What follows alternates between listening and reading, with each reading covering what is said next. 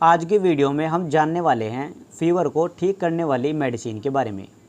यहाँ पे आप देख सकते हैं हमने फ़ीवर की, बच्चों की और अडल्ट की सभी की मेडिसिन के नोट्स बनाए हुए हैं। कौन सी मेडिसिन कब देनी है, कितने mg डोज देनी है, बच्चों को कितना mg देना है और अडल्ट को कितना देना है, ये सारी बातें आज मैं आपको अच्छे से बताने वाला हूँ। इसलिए आप बिना स्किप किए वीडियो को एंड तक ज़रूर देखें और चैनल को भी ज़रूर सब्सक्राइब कर ले ताकि ऐसे ही नॉलेजेबल वीडियो आपको सबसे पहले मिलती रहे। तो चलिए वीडियो स्टार्ट कर लेते हैं। सबसे पहले तो हम फ़ीवर के बारे में ही जान लेते हैं। हमारी बॉडी का जो नॉर्मल टेम्परेचर होता है वो 98.6 फ़ारेनहाइट होता है और सेल्सियस में बात की जाए तो 36.1 तक सेल्सियस में होता है। अगर इससे ऊपर बॉडी का टेम्परेचर हो जाता है लाइक 99, 100 या 101, सेल्सियस में 37 या 38, 39 इस तरह से हो जाता है तो पेशेंट को फ़ीवर हो गया है। वायरल फ़ीवर हो सकता है या फ्लू हो सकता है, डेंगू हो सकता है या फिर टाइफाइड फ़ीवर हो सकता है, मलेरिया हो सकता है। इस तरह से कोई सा भी फ़ीवर हो सकता है। ये सब हमें इन्वेस्टिगेशन करना पड़ता है, यानी ब्लड टेस्ट करना पड़ता है। उसके बाद कंफर्म हो जाता है किस तरह का फ़ीवर है। अब फ़ीवर को कम करने के लिए पैरासीटामोल को दिया जाता है। बहुत लोगों को पता भी होगा जो मेडिकल फील्ड से जुड़े हैं, और जिन लोगों को नहीं पता है उन्हें मैं बता दूं, पैरासीटामोल को फ़ीवर को रिड्यूस करने के लिए यूज़ किया जाता है। फ़ीवर कोई सा भी हो सकता है लाइक डेंगू, टाइफाइड, मलेरिया, इस तरह से कोई सा भी हो सकता है। इन सभी में पैरासीटामोल को यूज़ करते हैं। अब पैरासीटामोल में बहुत सारी टैबलेट आती है, लेकिन मैं आपको इसके कुछ फेमस और अच्छे ब्रांड बता देता हूँ जो फ़ीवर में बहुत ज़्यादा दी जाती है और रिज़ल्ट भी बहुत अच्छा देखने को मिलता है। आप क्रोसिन टैबलेट ले सकते हैं या फिर कालपोल 500 mg वाली ले सकते हैं और डोलो टैबलेट ले सकते हैं। डोलो का फ़ीवर को ठीक करने में बहुत इफ़ेक्टिव रिजल्ट होता है। इन तीनों टैबलेट में से आप कोई सी भी टैबलेट ले सकते हैं। इन तीनों टैबलेट का बहुत इफ़ेक्टिव रिजल्ट देखने को मिलता है। और पीडिया में बात की जाए तो यानी छोटे बच्चों को जो हम पैरासीटामोल देते हैं वो सिरप या ड्रॉप के फॉर्म में देते हैं, लाइक कालपोल सिरप या ड्रॉप, T98 ड्रॉप या सिरप, क्रोसिन सिरप। इस तरह से सिरप या ड्रॉप की फॉर्म में हम बच्चों को दवाई देते हैं। अब इनकी डोज़ की बात की जाए तो डोज सबसे ज़्यादा इम्पोर्टेंट होती है। अगर आप डोज सही तरीके से देते हैं, जितना डोज देना होता है उतना ही देते हैं, तो फिर आपको 100 में से 200% रिजल्ट देखने को मिलेगा। बहुत सी बार हमने क्या देखा है, डोज जो है वो गलत तरीके से देते हैं। वो कैसे? जैसे 3.5 साल का बच्चा है तो इतने ml देना है, 5 साल का बच्चा है तो 5 ml देना है। इस तरीके से रोंग डोज हो जाती है। सही डोज जो होती है ना, वो बॉडी वेट के हिसाब से होती है।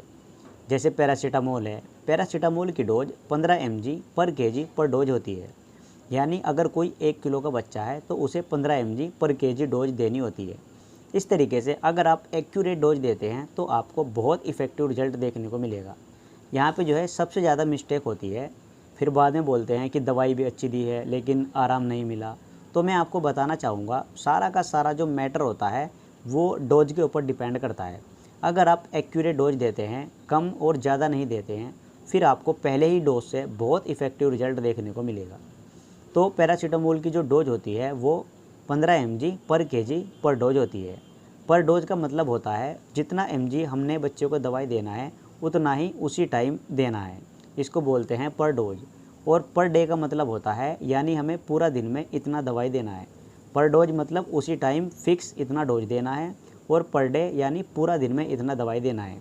यहाँ पे मैं लिख देता हूँ, आप इसे एक बार अच्छे से रीड करिए ताकि आपको अच्छे से समझ आ जाए।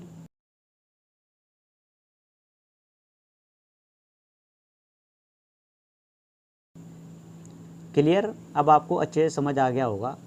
अब हमारे पास जो सिरप है या ड्रॉप है उसमें हमने ये देखना होता है जो हमारे पास सिरप है वो 100 mg का है या 120 mg का है या 162 mg का है या 250 mg का है। ये हमने चेक करना होता है, क्योंकि इन सभी सिरप पे लिखा आता है ईच 5 ml। यानी अगर 100 mg का सिरप है तो उसके हर 5 ml में 100 mg है, और अगर 120 mg का सिरप है तो उसके हर 5 ml में 120 mg है। यानी जितनी mg का सिरप है उसके हर 5 ml में इतना mg है। ये हमें अच्छे से पता होना चाहिए। अगर कोई मेडिकल स्टूडेंट इस वीडियो को देख रहा है तो यहाँ पे आपको बिल्कुल भी कंफ्यूज नहीं होना है। ये बिल्कुल सिंपल से समझने वाली बात है। सिर्फ हमें ये देखना है जो सिरप हम लेकर के आए हैं उसमें जो पैरासीटामोल है वो कितनी mg में है। अगर 100 mg में है तो उस पर लिखा मिलेगा आपको, मैं आपको एक फ़ोटो भी दिखा देता हूँ। ऐसे लिखा मिलेगा ईच 5 ml। जैसे 100 mg का है तो 100 mg each 5 ml, 120 mg each 5 ml, 162 mg each 5 ml, 250 mg each 5 ml, यानी इसके हर 5 ml में इतना mg है। ये आपको अच्छे से पकड़ के रखना है, जो आपको बहुत आगे तक काम आएगा। अब एग्ज़ाम्पल के तौर पे हमारे पास 10 किलो का बच्चा है और डोज हमने बताया 15 mg पर kg पर डोज, तो 15 × 10 150, यानी 150 mg हमने बच्चों को दवाई देनी है। अब मान लीजिए हमारे पास 100 mg का सिरप है, तो इसके 5 ml में हो गया 100 mg और 2.5 ml में हो गया 50 mg, यानी डोज हमारी हो गई 5 और 2.5 7.5 ml, यानी हम 7.5 ml बच्चों को दवाई दे सकते हैं। कब?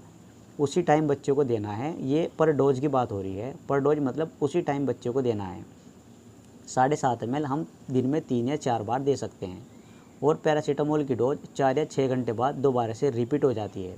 तो हम दिन में, पूरे दिन में 24 घंटे में 3 या 4 बार 150 mg बच्चों को दवाई दे सकते हैं। 7.5 ml सुबह, 7.5 ml दोपहर और 7.5 ml शाम। इस तरीके से हम दवाई दे सकते हैं।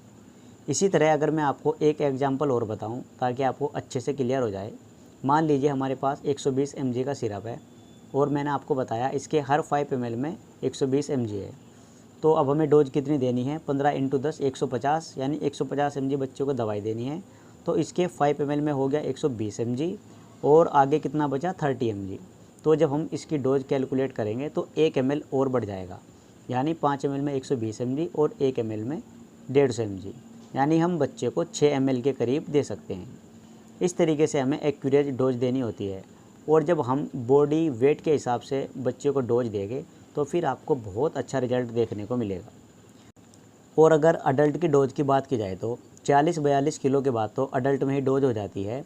तो आप कालपोल या डोलो टैबलेट को दिन में 2 या 3 बार दे सकते हैं, 500 mg वाली या 600 mg वाली। बाकी डोज मैंने आपको बता दिया है। आप चाहे तो डोज को कैलकुलेट करके भी दे सकते हैं, वो चाहे 40 किलो का है कोई या 50, आप डोज के हिसाब से भी दे सकते हैं। वैसे 40-42 के बाद डोज जो है वो अडल्ट में ही आ जाती है। आप चाहे तो डायरेक्ट दे सकते हैं 500 mg या 650 mg, या फिर आप 15 mg पर kg पर डोज के हिसाब से भी दे सकते हैं। उम्मीद करता हूँ ये वीडियो आपको ज़रूर पसंद आई होगी। और दोस्तों, आप हमारे चैनल को सब्सक्राइब कर लें, क्योंकि इस चैनल पर आपको ऐसी ही इन्फॉर्मेटिव वीडियो मिलती रहेगी, और वे भी एक्यूरेट डोज और बिल्कुल एक्यूरेट इन्फॉर्मेशन के साथ आपको बिल्कुल अच्छे से बताया जाएगा। आप एक एक वीडियो को देखते जाएं। वीडियो में जो मैंने नोट्स तैयार किए हैं उनके स्क्रीनशॉट लेते जाएं। और अगर आपको कोई बात समझ नहीं आती है तो आप कमेंट भी कर सकते हैं, या फिर वीडियो को स्किप करके भी दोबारा देख सकते हैं। तो चलिए, आज की वीडियो में बस इतना ही। मिलते हैं किसी नई वीडियो के साथ।